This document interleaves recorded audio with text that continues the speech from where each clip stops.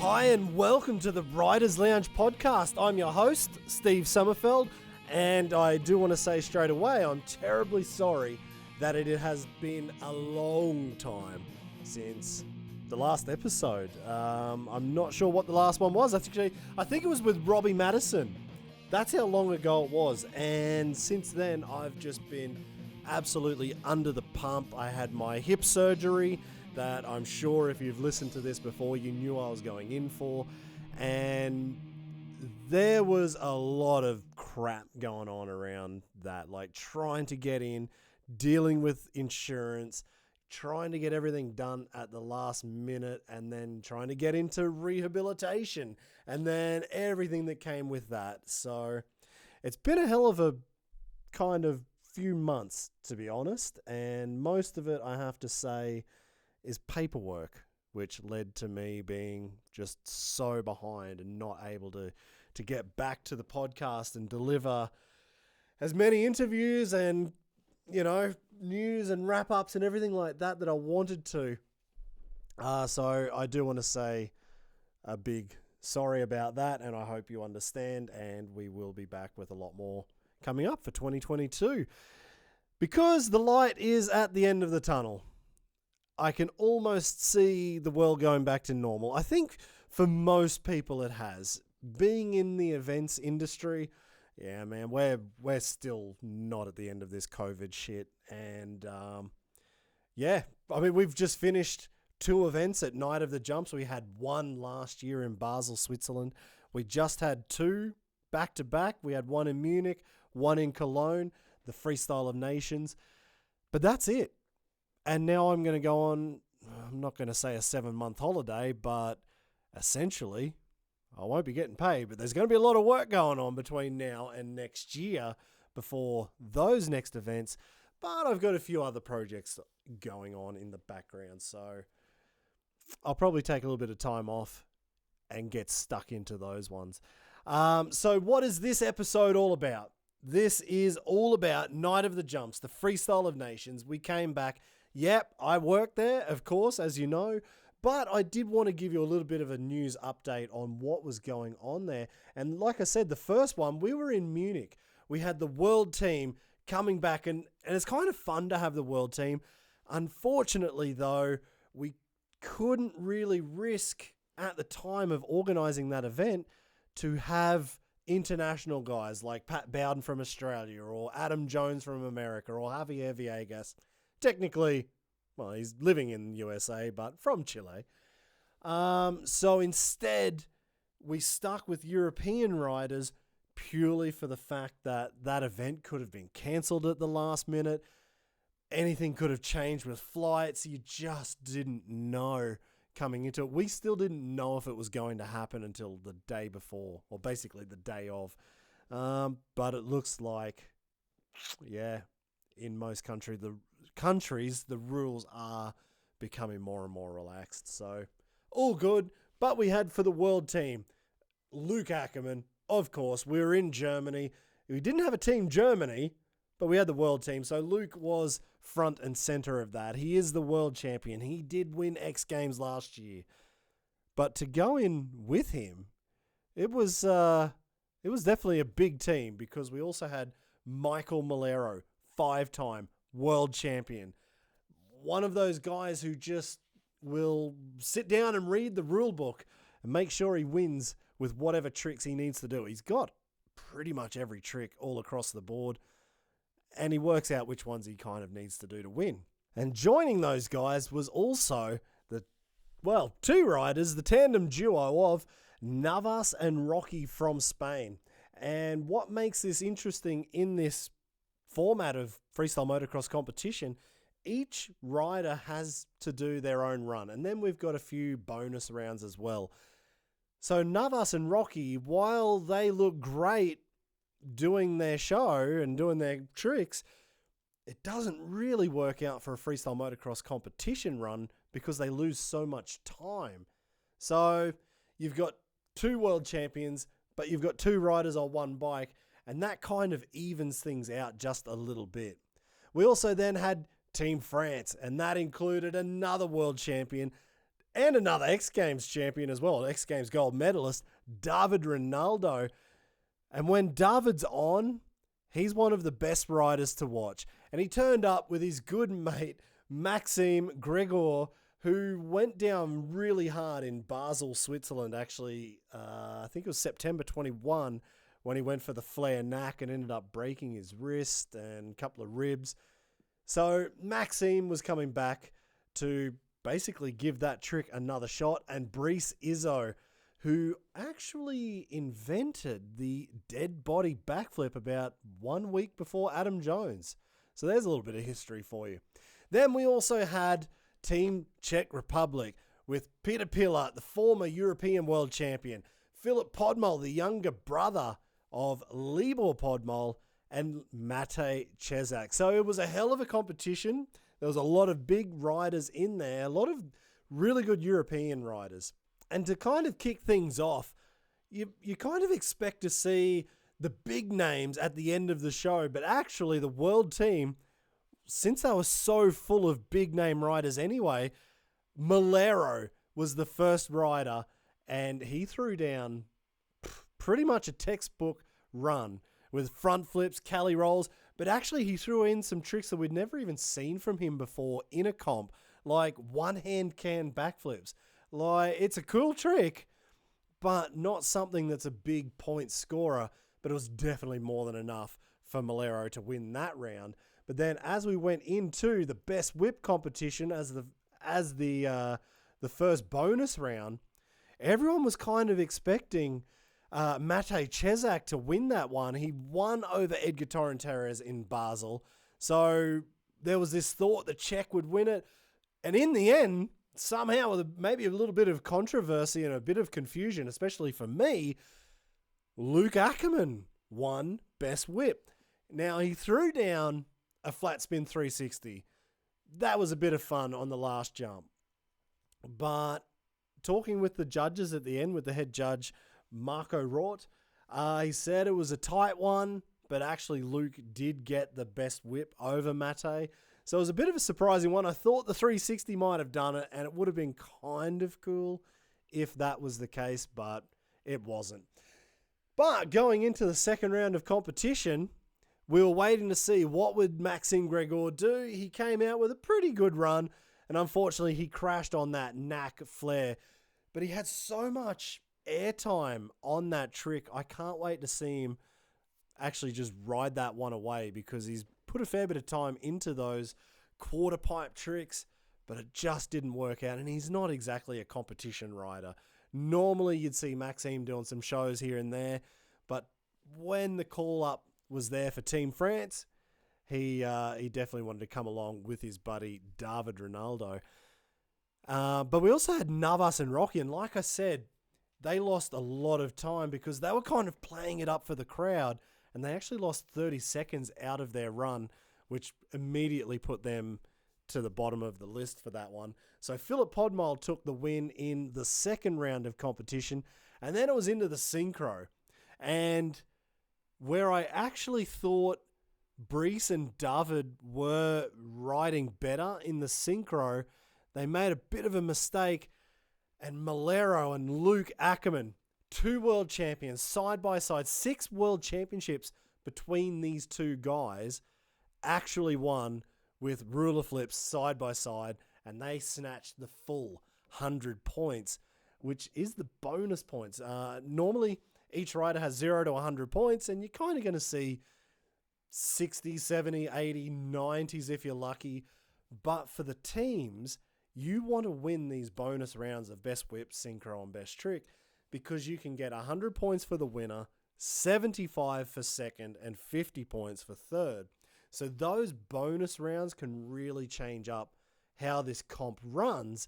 And yeah, what was actually kind of cool was to see Malero and Ackermann, who have been battling for about 3 or 4 years at the World Championships. They've pretty much nearly killed themselves trying to beat each other, but to go side by side and win together was actually really good to see. But then we get to the final round of competition, and of course, for Team Czech Republic, Peter Pilat always coming out with a big range of tricks. He's got a lot of techie flip combos, but he didn't throw them all out there this time, probably because he's just had a baby. So he's probably had very little sleep.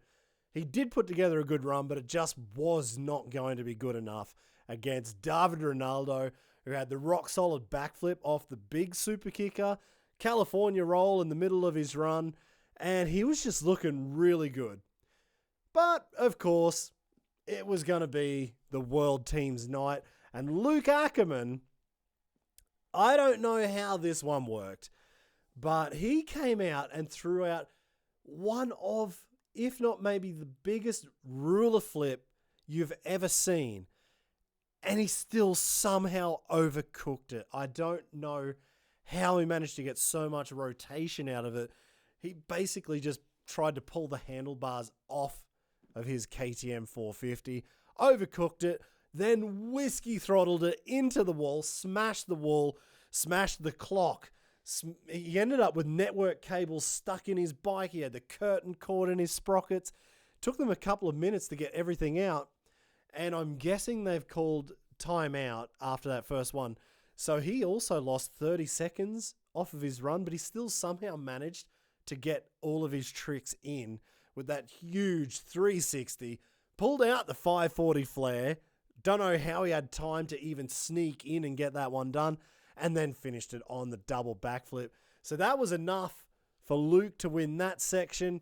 We also had the mountain bike riders there as well, with David Godziak taking the win in the best trick comp. So Luc had the double flip again, and David Godziak with the twister on his mountain bike. So that was enough for the world team to take the win because they got all of those joker rounds or the bonus rounds. They had 633 points. It was a huge lead over France and then Czech Republic. Then we went into the second competition of the Freestyle of Nations. This time we were in Cologne. That was just last weekend. I would have released this a little bit earlier, but of course, after being at an event and being inside an arena that full, yeah, of course I got sick. So if you think I sound a little bit snuffly right now, that's the reason. But anyway, this time we had Team Germany. Rather than the world team, it was Team Germany. We hope to fill it out, but unfortunately, Luc Ackermann still is not ready to get back on, and he's not in competition form. Still suffering from, I think it's still that same broken back problem from Munich. It must have been 2016 when he went for the vault, spun around, no bike, and he basically came to a sudden stop, landing backside first into that really sticky dirt that we always see at Night of the Jumps in Munich. So yeah, no Luc Ackermann. So in Team Germany's place, David Rinaldo was the ring-in, who's actually really good friends with Hannes, speaks a little bit of German as well, so David came back. But as you can imagine, it was going to be Luc Ackermann leading from the front, and we saw the return of Kai Haase to freestyle motocross competition. Now, if you guys don't know Kai Haase, I'm sure you do, but he's the guy who does the nose bonk front flip, and he did it a few times off of the scissor lift, but probably one of the most impressive things about Kai, I have to say, is the fact that he just seems so naturally gifted on any bike. Not even dirt bike, but any bike. Mountain bike, speedway, flat track, whatever. So Kai actually had a big crash in America. He just rode at the Anaheim 1 race. I think he just crashed out of the LCQ. He actually had one of the best lap times in the 450 class. So first time ever going to the AMA SX and in the 450 class, no less. And he didn't do too badly. But then it was a couple of days later during a training crash that he broke his heel, came back to Germany, got stitched up and more metal put inside. And this was his first competition back. And he'd only been on the bike for about 2 weeks. So we didn't know what we were going to expect. And it turned out to be pretty freaking amazing. So that was Team Germany. We also had Italy, and we also had Team Spain. And so for Italy, we had Massimo Bianconcini, 5-time highest air world champion, and also X Games medalist in step up. And 2 riders who definitely don't get as much cred as I think they should, Leo Fini and Davide Rossi from Italy. Davide, he's got a lot of backflip techie combos as well, and Leo Fini has kind of molded into this like an Italian version of Adam Jones or Pat Bowden or Levi Sherwood, like big tricks, so much style. And he's not exactly a young man anymore. I think he's 35 years old or something, but he's just been getting better and better as the years go on. His style's getting better. His tricks are getting bigger. So Team Italy, for me, were actually kind of a dark horse. I thought they could have won this one. And Team Spain, led by the young gun, Marc Pinyol, and actually bringing back the tandem duo from the world team was Antonio Navas and Rocky Florenza.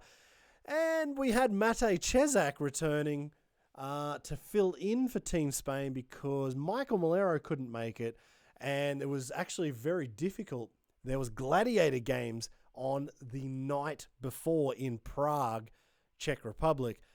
Night of the jumps were in Cologne, Sunday afternoon. So there was less than 24 hours between the two events, and half of our riders were going to be stuck in Prague trying to get over to Cologne for that event. So it was a little bit of a risky situation if anything went wrong with travel or if anybody couldn't make it from that event the night before. Things could have got sticky. So we were lucky Mate was there because his dad actually drove all through the night bringing the bike for Luc Ackermann. And actually, David Rinaldo was there. And just to give you a little bit of background on that comp, in the end, it was a head-to-head battle between Luc Ackermann and David Rinaldo. Luc took the win, David in second. And then the very next day, they would be competing together in Team Germany's, well, for Team Germany. So that was quite crazy. David Rinaldo, he drove all through the night with his mechanic, Mini. So I imagine he smelt like probably a packet of cigarettes by the time he turned up there, smelling of cigarette smoke and, I don't know, listening to Mini complain about driving through the night while he's just drinking litres and litres of coffee. So those two guys, plus Mate, not feeling too great. Only 2 hours sleep for all of them. But anyway, let's get into the competition. And it was pretty crazy. To be honest, with no sleep for a few of these guys, seeing Kai Haase come back, it was actually impressive that Kai Haase took the win in the first round of competition against Marc Pinyol, who also had a crash, and Davide Rossi. So Kai Haase, like I said, only been on the bike for 2 weeks, and he came up to me just before the start of the competition. He's like, do you know if anybody's doing the front flip? And I thought David Rinaldo might, but nobody touched that ramp in training. Rinaldo was a bit 50-50 on it. He hadn't jumped that one because he had a 9-meter radius. Sorry. He has an 8-meter radius one. The one we have at Night of the Jumps is a 9-meter radius front flip ramp with the rocker mechanism on it. Cheetah ramp, whatever you want to call it. And Kai's like, I don't really need to do this. I don't need to do a front flip. Like, just to ride will be more than enough. And I think he's actually got a complete summer booked out doing speedway, motocross, flat track, enduros, mountain bikes, everything again this year. He's like, I don't need to do a fronty. I don't need to risk it. So as we went into that competition, I didn't think he was going to do it. And guess what? End of his run, didn't even look at it. He just rolled around for his double up, pinned it towards that ramp. You could hear that massive crack of the steel banging And there goes Kai Haase into a front flip. And it was the rotation was so slow. You could see him like twisting and turning his head to try and find the landing. And at the last second, he managed to get enough rotation and land it. And luckily it was onto an airbag, because if he was onto the scaffolding landing on the other side, I'm going to take a wild stab in the dark and say he would have done 2 front flips. He would have knuckled it and gone into another front flip and probably landed on his face. But this time, he got away with it. And at the end of it, he did say he only did it because it was onto an airbag. Trying new things with new ramps, new landings. And he's like, yeah, it was worth it. So he was stoked. He got the win. Marc Pinyol, he rode incredibly well. Like I said, he also had a crash that he was just coming back from 10 days earlier. Talking about airbags, he jumped onto an airbag, I think somewhere in Switzerland, and he knuckled it, almost knuckled it the same as Kai Haase, only it didn't work for Pinyol. He got bounced past the end of an airbag, just landing face first into the hard ground, knocked out, and basically lungs were collapsing, his heart was collapsing, everything collapsed on him. And he wasn't looking too great. We then turned up, and for training, he had more problems. He snapped the throttle cable on his Honda. And the reason that was a big problem, even though there was a spare cables there, he actually can't move his right throttle hand. Barely can he move his wrist. So his throttle cable is actually a shortened version, which he's been running for a fair few years. So in training, he had to get used to having to turn the full throttle. And especially when you go to do a backflip, you need to be twisting that throttle and then going into the trick. And he's like, man, this is just so weird and so gnarly. But he managed to get the job done and picked up second place. So actually there was a lot going on in the first run. In the second run of Freestyle Motocross, actually I'll skip that. I'm going to go to Best Whip because that's how the night unfolded. So Best Whip, it was Mate Czech riding for Team Spain. Again, we kind of thought with Kai coming back from injury, we weren't sure if he'd, really get stuck into it. But Massimo, unfortunately, his whips weren't big enough. He's definitely won probably more whip comps than anybody at Night of the Jumps over the many, many years. Massimo is 43 years old. Don't forget that. So it was impressive to see him come back to competition. But he did not make it through, unfortunately, on that one. But Mate Czech, he just didn't have enough, and Kai Haase managed to bring out all of those racer whips, getting upside down and just getting so dirty on them. It was awesome to see. But then we went into the second of the runs of Freestyle Motocross. And Navas and Rocky, they fared a little bit better this time. They made up for those mistakes that they saw in Munich to try and get more tricks in, try and put a few more tricks down that we hadn't actually seen before with 2 guys on one bike. And one of the best ones, and I'm going to take a little detour here, but if you have ever done a Superman on a freestyle bike, if you've done it on a BMX or a mountain bike or anything, you know that there's definitely a technique to get back on. A Superman is not a hard trick, but you can completely screw that one up if you don't do it properly. And Navas and Rocky, not only did Navas do the Superman, he has Rocky holding onto him, gripping under his armpits, going into a ruler over the top. It's just so wild. You have to check out the replay if you haven't seen it before. I honestly don't know how those guys do those tricks. It's obviously training, just like everything. But man, the way the bike would react to 2 riders, so you're about the same weight as me, but how the bike must react, and then those 2 guys doing their different tricks at the same time, it's just wild. Anyway, David Rinaldo, he won the second round, of course. Huge tricks again. Went for the rock solid backflip in the double up, completely fluffed it, but he threw out a double grab just for the crowd, bit of an encore, just to keep the crowd happy, really. He wanted to show off everything that he could do. He got second the night before at Gladiator Games, and he wanted to come out and make his mark at Night of the Jumps. We then go into the synchro comp, and that was where we saw Pinyol and Mate actually take the win for Team Spain. Now, Team Germany, they had a good run. Rinaldo again filling in there for Team Germany. It was like he was everywhere. With Kai Haase, they rode good, but definitely not as good as Pinyol and Mate. But the two guys for me who I thought would have taken the win, but somehow were knocked out in the quali, was Davide Rossi and Leo Feeney. In my judging scorecard, I had them winning it. But unfortunately, they only took 50 points in that bonus round. Kai Haase, David Rinaldo, they took the 75. And Marc Pinyol and Mate Czech taking those big 100-point bonuses, which definitely helped Team Spain try and get back, because at this point of the competition, Germany was already...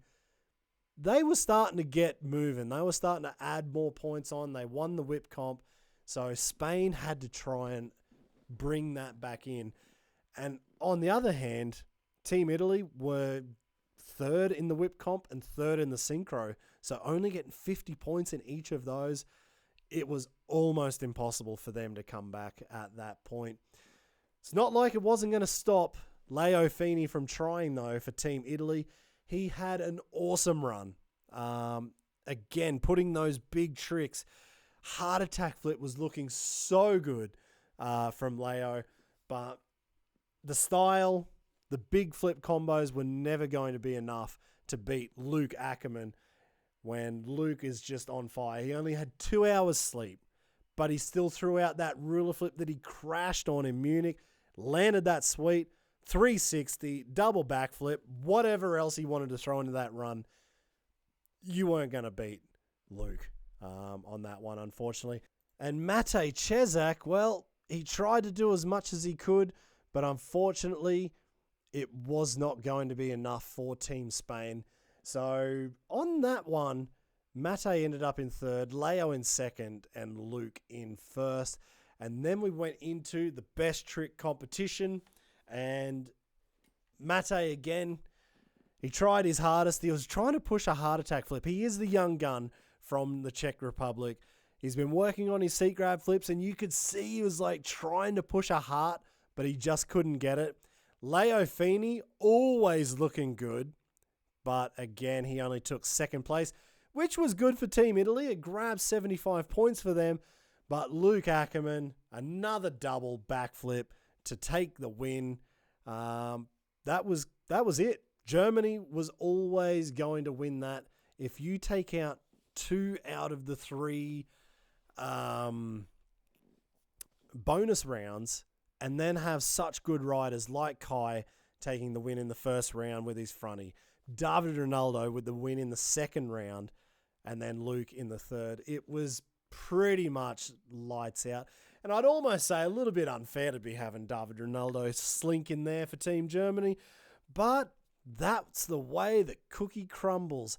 And hopefully we do get to see Hannes Ackermann back at Night of the Jumps and back riding for Team Germany. Would have been awesome to see him riding with his younger brother. So that was it. That's the 2 Freestyle of Nations competitions at Night of the Jumps in 2022. And unfortunately, we don't have any confirmed events until the start of 2023 when we kick off with the new promoter, Live Nation, and that will be huge, and I'll have a lot more news about that in the very near future. There are a few events possibly happening with Night of the Jumps later on in 2022. They're not confirmed, but we may have a couple of events outside of Europe. There might be some in South America. There may be some in Asia. There could be 1 or 2 in Europe as well. Let's just see. I'm not going to shut the book on that one. And actually looking at news for the rest of freestyle motocross before we finish this up.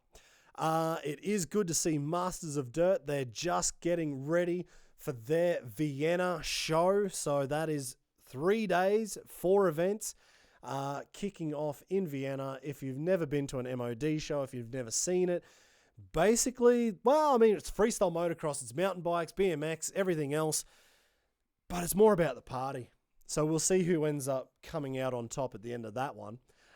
X Games are coming back. We've got freestyle, free ride, best whip, everything else. And I have seen a few invites already getting thrown around, and I'll do an update on that very, very soon. So it's good to see X Games returning for this year, and I'm sure there will be more comps coming up. Hopefully there'll be a Nitro World Games. Let's see. All right. That's it for me. I'm going to go and crack myself a Rothaus 10 and Zepfler. I'm going to crack the alcohol-free. I might have a hot one. Now, this is actually funny. I do live here in Germany, if you know that. Yeah, I'm sorry. I'm going to babble on about it again. But as I am a little bit crook after that event, I've got a hell of a sore throat. And the German remedy for having a cold is having a hot beer. And I thought it was crazy. I have seen it done before. Piping hot beer and off they go to bed. So, yeah, I don't mind learning these tips and tricks from the Germans with their beer culture. It's not too bad. Thank you very much for listening. This has just been one big, long, give it a crack chat about Night of the Jumps and Freestyle of Nations. And again, I do have to say sorry that it has been so long. I do have more interviews coming up very, very shortly. And until then, have a good one. And we'll see you on all of the Riders Lounge podcast social media channels. I'll be getting back to them all. So thank you very much for sticking around, and we'll see you soon.